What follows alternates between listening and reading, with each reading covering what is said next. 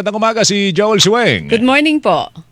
Ma'am Weng and Sir Joel, magandang umaga po at sa lahat po ng ating kasamahan dito sa DCWC sa pong makasama. Ito, NLEX pa lang ito. Nabalitaan namin, NLEX pa lang at nakipag-usap na sa MMDA. Pa di ba, SLEX kasama rito? O lahat na ng toll. Oo, paano ba yan? Opo, Sir Joel at Ma'am Weng. In fact, it is applicable sa po ng ating mga expressway under the CRT. In fact po, Sir Joel at Ma'am, Hindi mo Sir ganda yung Julius, signal. Babalikan Sir po Julius, namin hindi kayo. po express yung signal. Ano ba yan? Hindi po Ayusin pang natin. expressway ang signal Oo. niyo. Oo. Pero alam mo, Ang maraming pangit. consideration dito, Joe. Di ba yung barrier? Kasi ginagano mo yun para meron time para mabasa yung RFID mo. Oo, Tama, yan. tama, di ba? Yun, tama yun. Ngayon, may, pag dire-diretso ka nila, ano yung capacity ng kanilang sistema para mabasa ng mabilisan yung iyong RFID? Actually, Weng, na pag ikaw ay hindi nasingil, mayroon ba silang sistema na online padadalahan ka ng, hindi ka nakapagbayad, bayad ka na lang sa bangko? Or baka pwede, kasi ang problema dyan, merong mga sasakyan talaga na, sorry tanga yung driver. Tanga yung gumagamit. Bakit? Hindi niya alam na wala na siyang load. Load. Isa pa yan. So, Oo. paano yun? Makakalusot yun, di ba? Paano magbabayad Yun ang yun? mechanism. Dapat meron silang mechanism na automatic. Ay, wala nang laman ng load dito. Singilin yan. Dapat makapag-online yan. Yun nga. Pero Diba? sa dun sa mga lugar na sakop ng Valenzuela, pinapatupad na yung barrierless. Oo, matagal na. Kasi ayaw ni si Mayor Gatchalian pa. Oo, si DSWD Secretary pa noon. Pero tinuloy no kanya kapatid ngayon si Mayor Totoo West. yan. No? Nasa linya natin ulit si Sir Julius. Sir Julius. Sir Joel at Ma'am Weng, pauman po at puputol po yata yung aking linya. Opo. Subalit tama po kayo, yan pong ating barrier test program is applicable po sa lahat ng ating expressways. Hindi lamang po dito sa parte ng Norte sa NLEX. At nagsimula na po ang aming pakikipagpunong at process of review and evaluation dito sa project. No? At sunod-sunod na po yan ang aming pagpupunang digital operators. Sana nilang ipatupad ang initial phase of this barrierless program by the last quarter or sometime November of this year. But sana po maintindihan naman ng ating mga motorista na hindi naman po natin ito pwedeng matupad ng minsanan at kailangan po itong dumaan sa isang matinding susuri dahil ayaw naman po natin magkaroon ng problema hindi lang ang ating mga motorista pati na rin ang ating toll operator sa kanilang paglalakbay sa ating mga express. Okay. Paano po yung pag sinasabi ni Joel na halimbawa, yung RFID ko pala ay wala ng load o kulang na sa load. Pag dumaan ako doon, paano ako mahahabol ng regulatory office o kaya ng toll body para mapagbayad ako? Tama po ang concern na yan, Ma'am Weng. Isa po yan sa mga issues or concerns na aming tinutukoy sa ngayon sapagkat marami po sa ating mga kababayan na kahit kulang na ang load ay dumadaan pa rin sa ating mga RFID links or kung minsan talaga makakalusot din. No? So may mga technology enhancements po tayong dapat ipalagay dyan, pati na rin yung ating regulatory regime. Yung technology may be yung automatic license plate recognition na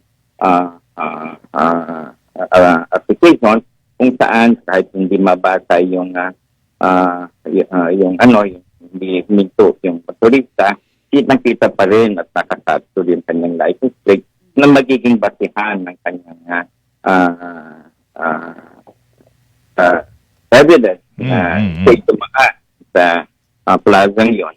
At the same time, yung pong regulatory regime natin kung saan kailangan mabigyan na rin natin eventually ng penalty itong mga nag-evade o yung mga tumatakas sa pagbayad ng tamang toll sa pagdaan nila sa expressway sapagkat nakakalungkot nga pong sabihin yung mga kababayan tayong nagkasamantala na alam naman nilang wala silang RFID dahil sa unang-una, barrierless. Nangyayari po yan dito sa Valenzuela dito na rin sa NLEX connector kung saan. Alam nyo, Sir Julius, napapansin ko yan kasi dumadaan ako sa RFID lane, Weng. Minsan may makikita ka. Bakit ang tagal? hindi siya umaalis doon. Kausap niya yung teller eh. Oo. Yung pala, hindi siya nakapag-load. Naku naman. So, di ba naabala niya yung Oo. nasa likod? Ito yung mga taong na sa totoo lang ang tanga, wala ka nang magagawa dyan. Pero yung nagtatanga-tanga. Okay, irresponsible lang talaga. Hindi, nagtatanga-tangaan yun. Yun ang tawag ko sa kanya. Yun ang mahirap gamutin. Ano? Kaya lang ang gusto ko lang hindi ko lang mawari. Kasi nung isang taon, galing ako sa bansang Hapon, Weng eh. Oo. Sumakay yung taxi. Oo. Tuloy-tuloy siya sa may barrier doon sa toll. Sa toll. Tuloy ito, ang bilis. Diyos ko, akala ko babagayin yung barrier. Mabilis din yung barrier Ang bilis nila. din yung barrier. So Ah. talagang Maganda ang kanilang technology. nila. Bakit hindi natin mai-apply dito yung technology na yun? Ano bang klaseng technology meron po? Ang mahal ng singil sa Sa toll. toll. Bakit hindi nila madala dito yung mga ganong klase ng technology, Totoo yan, Sir Julius? Sir Jobel, tama po kayo. No? May mga issues pa rin tayong inaayos ngayon dito sa ating tinatawag na throughput quality or time ng ating mga turista. So, Julius, ang tagal na nating nag-RFID. Oy. Malaki na po ang improvement sa health care. At yung mga problema ganyan, kung saan naihinto o hindi po nababasa, karaniwan po ang pinakadahilan, ginagitad ng Sir Joel. Mga RFID po, nakulang ito o wala kang ito. Pero nagpapato na ba kayo ng multa doon sa mga kulangan load tapos nagkukos na sila ng congestion doon sa toll dahil doon sa, sabi nga ni Joel, ayoko sa gamitin sinabi ni Joel, ako, pagiging irresponsible na lang. Hindi, tanga-tangaan yun. Diba, Sir Julius, nagpapato na ba kayo? Alam ko sabi niyo dati 500 yun eh.